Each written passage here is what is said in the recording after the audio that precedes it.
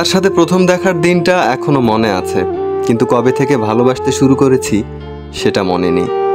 যে ভালোবাসা বোঝে না তাকে ভালোবাসা শিখাতে যাবেন না, কারণ সে ভালোবাসা শিখবে আপনার কাছে আর ভালোবাসবে অন্য একজনকে। দিন শেষে কষ্ট পাবেন আপনি। যে সংসারে পুরুষ থাকতে নারী মাতবর, সেই সংসারে আত্মীয়তা করা থেকে বিরত থাকুন। যে তোমাকে বড় হতে সাহায্য করেছে তার সামনে বড় হতে চেও না। মানুষের সাথে বেশি মিশলে বিপদ, কারণ কোনটা মানুষ আর কোনটা অমানুষ বোঝা মুশকিল।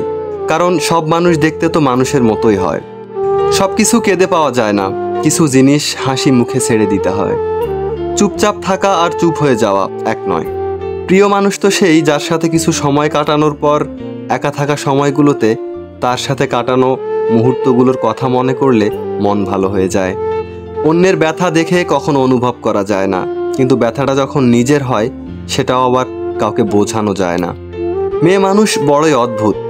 কি বললে পুরুষ মানুষের মন ভালো হয়ে যায় সেটা তারা জানে, আবার কি বললে পুরুষের মাথা খারাপ হয়ে যায় সেটাও তারা জানে। কাউকে ভালোবাসলে এমনভাবে ভালোবাসো যাতে সে বিচ্ছেদের এক যুগ পরে এসে বলতে পারে যে তোমার মতো করে আমাকে কেউ ভালোবাসতে পারেনি। কি আজব তাই না?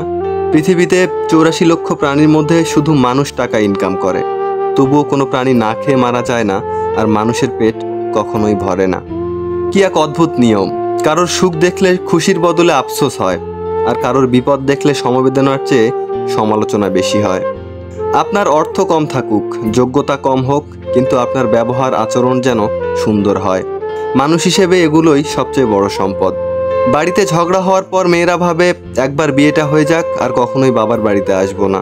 দিন শেষে পুরুষ ঘরে ফেরে একটু শান্তির আশায়। একজন স্ত্রী চাইলে সেখানে বেহেশতের সুখ দিতে পারে, আবার চাইলে নরকের যন্ত্রণাও দিতে পারে।